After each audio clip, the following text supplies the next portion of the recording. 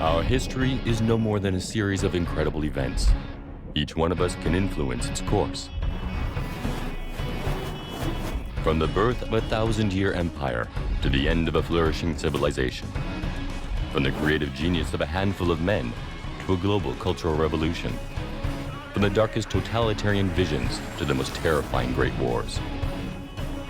From the heroic resistance of an entire people to the unbreakable will of a minority. The tiniest of our decisions can influence the future of mankind. To know the past is to anticipate the future. 2086, Ukraine, Zone 4 of the Wasted Lands.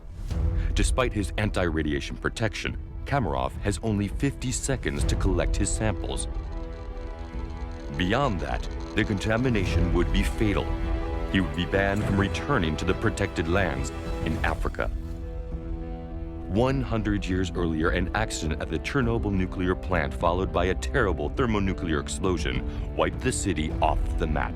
Every living thing within a radius of 300 kilometers was destroyed.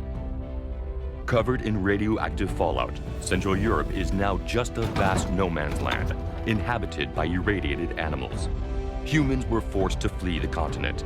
They can't return for centuries. But fortunately, none of this ever happened. 30 years ago, a tiny grain of sand will stop a chain reaction that would have devastated Europe.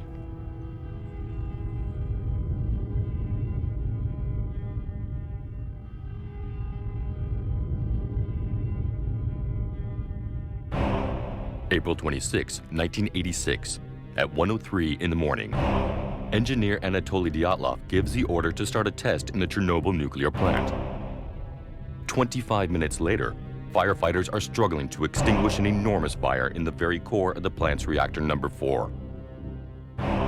On May 5, 1986, 3 engineers sacrifice their lives when they dive into radioactive water to prevent the cataclysmic explosion of the plant. These 3 intimately connected events are key moments in one of the most tragic industrial accidents in history, the Chernobyl disaster. Let's see why. Energy, which allows us to move around, to keep warm, to communicate.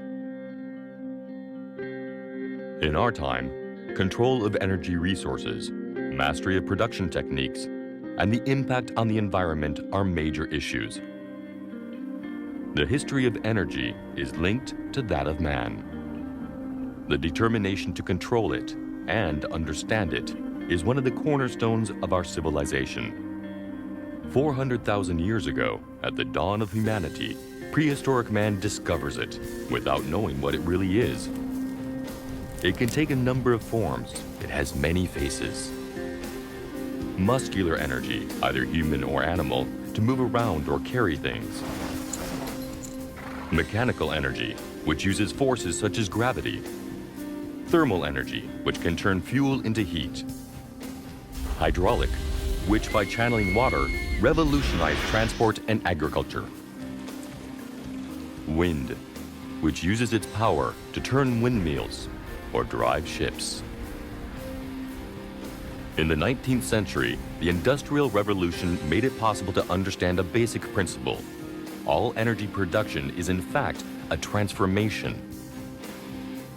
For example, coal contains energy. When you burn it, the energy escapes. This thermal energy heats water, which in turn becomes steam. This steam can then turn into mechanical energy by working pistons or into electrical energy using an alternator. Energy cannot be created or destroyed. It is transferred. Like a mighty river, you can channel it, tame it, use it. But you can also lose control of it and then be flooded or drowned. In 1898, husband and wife scientists Pierre and Marie Curie discover radium, an element that glows in the dark and appears to produce infinite energy. Its potential is enormous. 1 gram of radium contains enough energy to turn a ton of water into steam. It is one of the earliest discoveries that will lead to the development of this energy that is both powerful and dangerous: nuclear energy. Welcome to the memory of humanity. Here we can control time, analyze and compare billions of events, and alter them to rewrite history endlessly. For example, let's dive into the core of a nuclear reactor to understand how it works. A classic power plant works by burning a fuel, whereas a nuclear reactor draws its energies from atoms.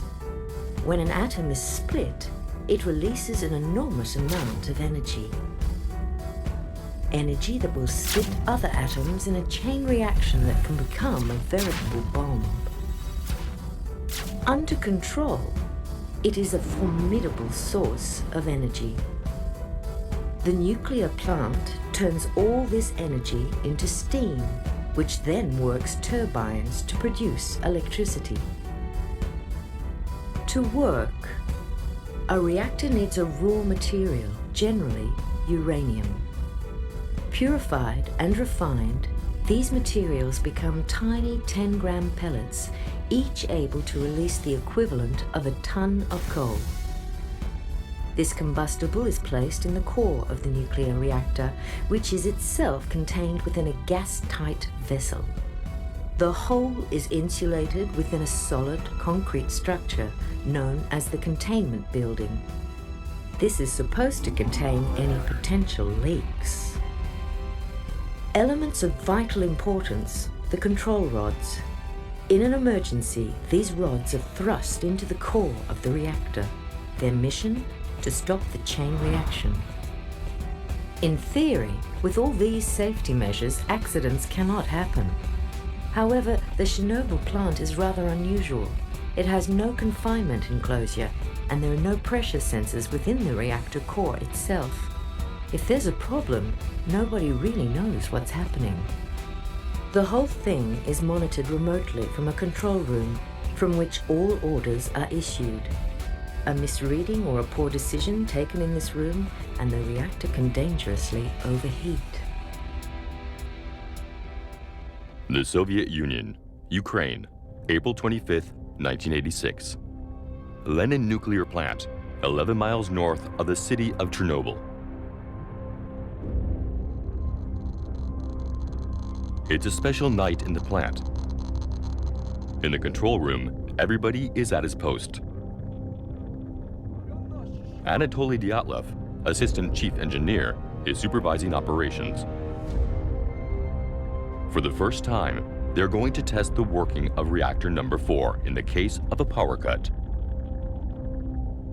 For the requirements of the test, the cooling alarm systems need to be disconnected and the power of the reactor reduced.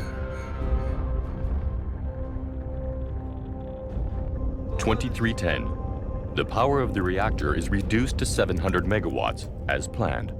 The test can begin. midnight.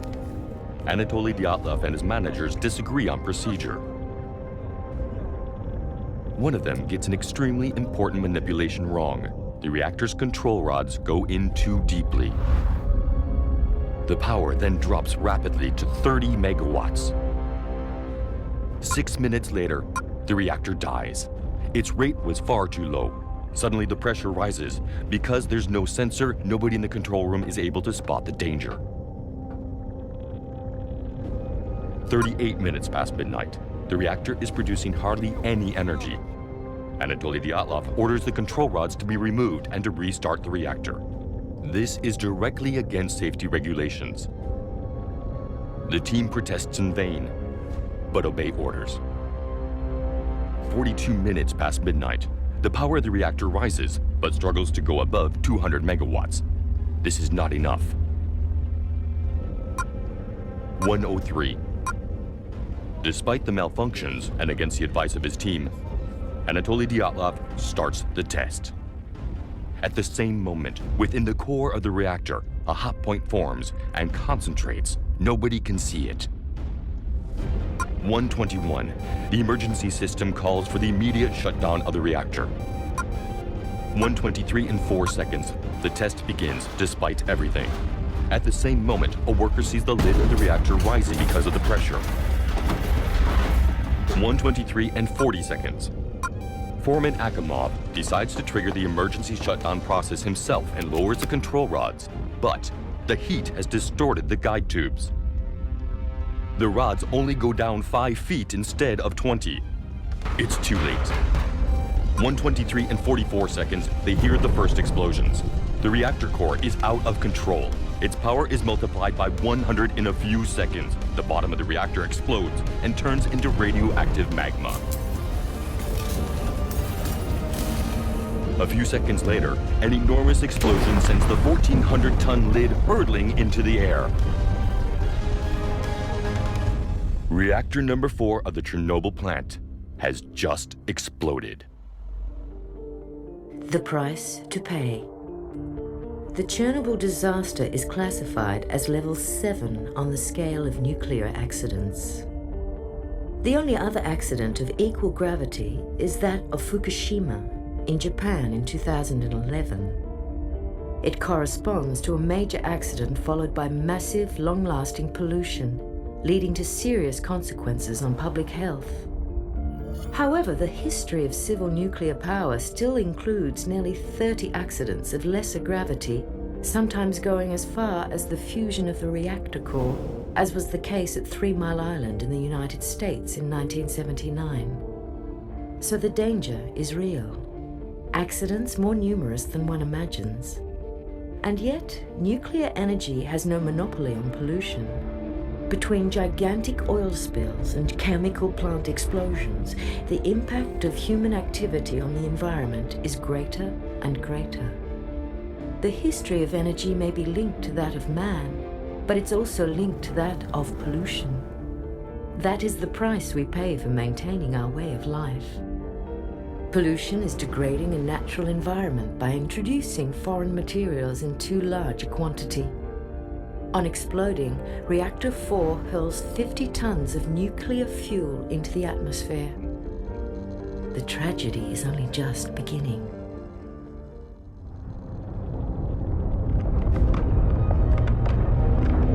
The Inferno. Flaming debris falls onto the plant, sparking some 30 fires. Radiation illuminates the sky with red and blue light. Deadly radioactive dust spreads everywhere.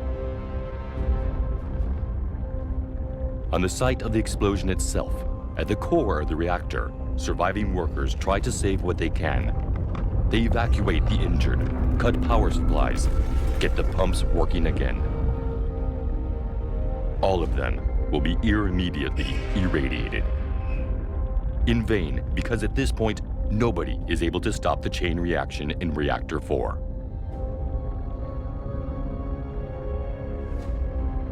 However, just next to it, Reactor 3 is still operating. The fire could eventually reach it. At 1:28, 4 minutes after the explosion, the first firefighters arrive on the scene. They have no protection against the radiation. Rapidly succumbing to nausea and vomiting, our frontline heroes battle hand-to-hand with the monster.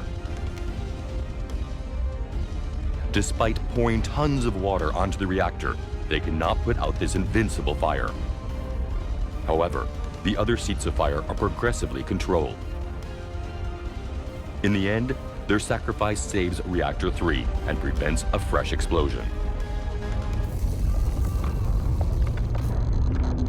Taken to the hospital at once, their skin turned black. They all die within a few weeks. For their sacrifice, they will receive the Order of Heroes of the Nation. Save or perish. The word irradiation means the exposure, deliberately or accidentally, of a body to rays. In strong doses, irradiation burns the skin, destroys the nervous system, and causes multiple cancers. Actually, we are all permanently exposed, whether it's for a simple chest X-ray or during a flight in a plane. But fortunately, to infinitely tiny doses. At Chernobyl, personnel and firefighters were exposed to 30,000 times the fatal dose.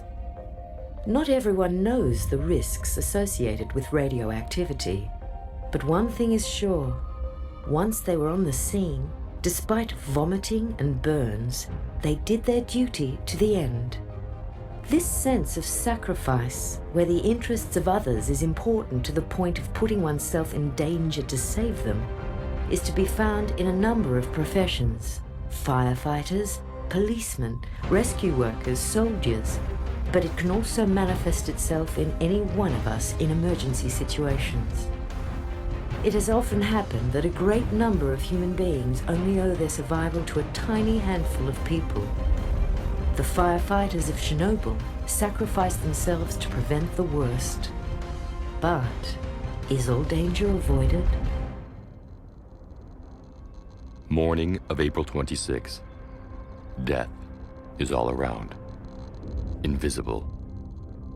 In the town of Pripyat, on the edge of the plant, 45,000 people begin their day as if nothing has happened. Without knowing it, they are swimming in an atmosphere saturated with deadly radiation. Plenty of rumors are circulating about a fire at the plant, but it can't be very serious because no alarm has been raised.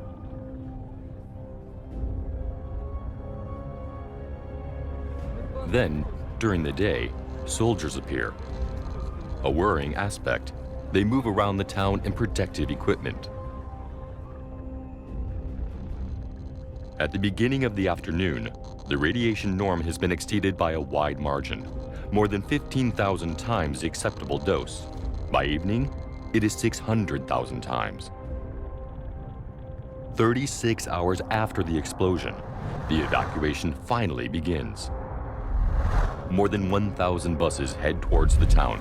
The residents have 2 hours to pack.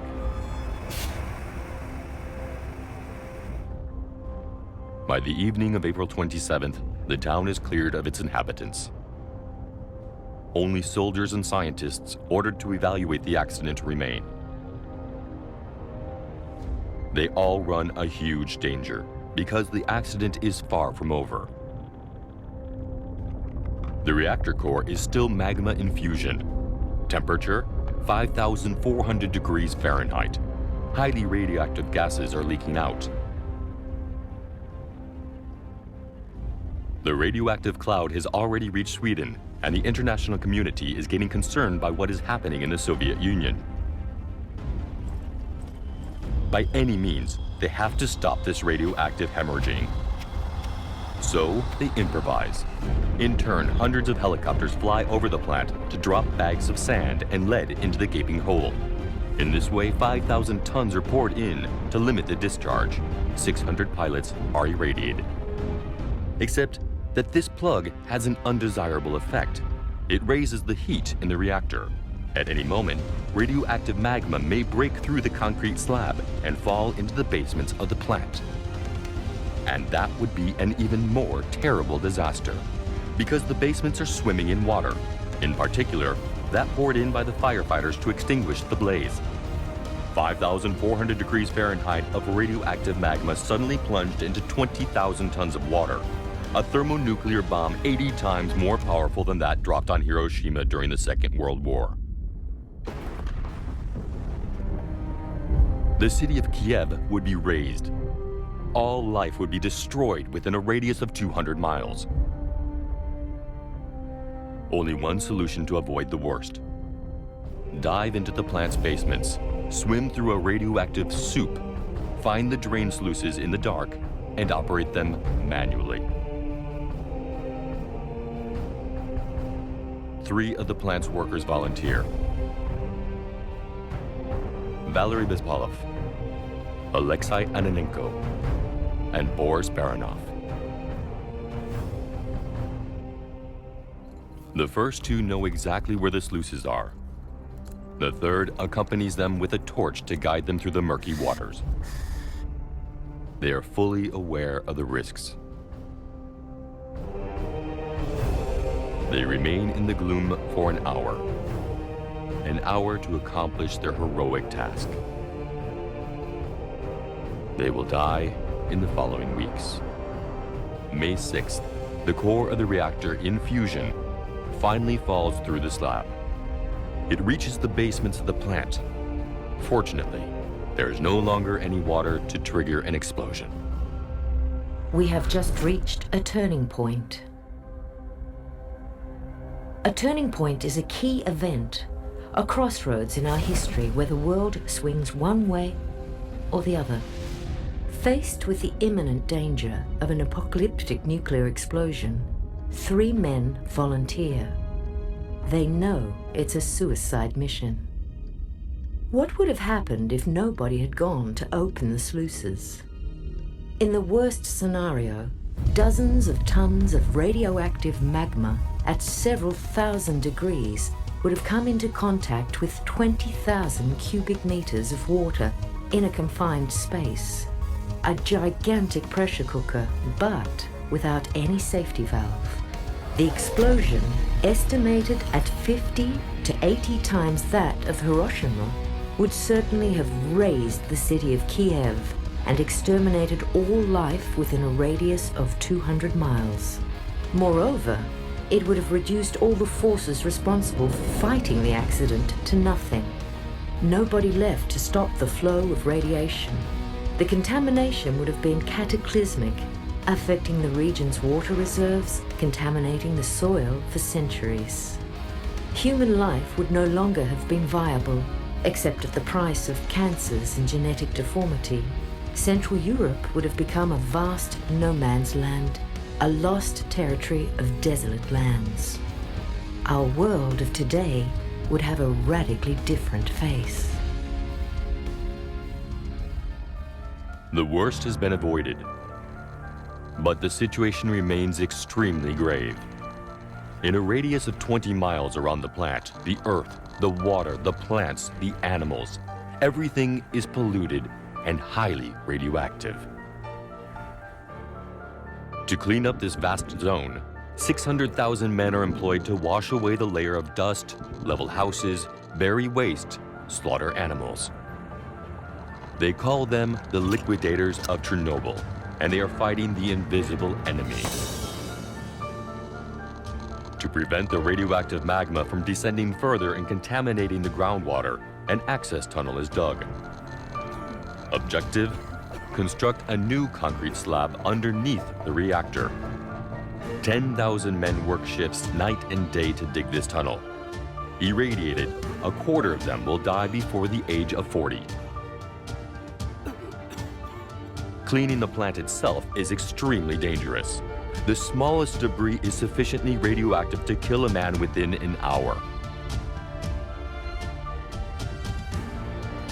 So they send in remote-controlled robots. However, these break down because the radiation is too high. Only men can do what has to be done.